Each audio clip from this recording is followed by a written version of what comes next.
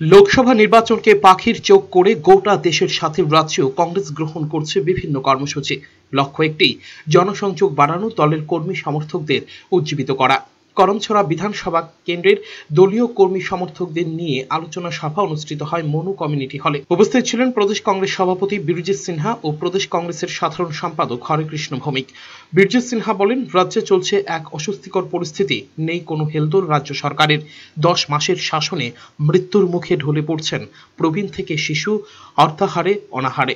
মনুঘাটে Karamchhara block কংগ্রেসের উদ্যোগে কনফারেন্সে এখানে এসে চাঞ্চল্যকর নিউজ দিল। প্রত্যন্ত এরিয়া থেকে আমাদের ট্রাইবেল কর্মীরা এসে বললো যে গত 15 তারিখে নেসারাম পাড়াতে জবনমণি ত্রিপুরা নামে একজন লোক, 62 বছরের একজন লোক অনাহারে অর্ধাহারে মারা গেছে।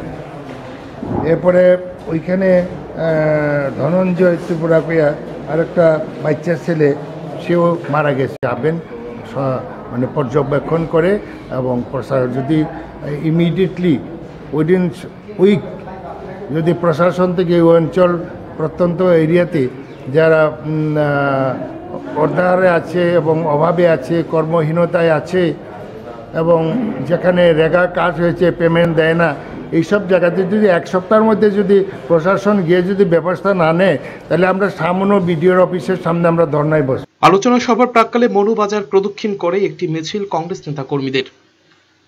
ব্যুরো রিপোর্ট, চ্যানেল 3 রাত।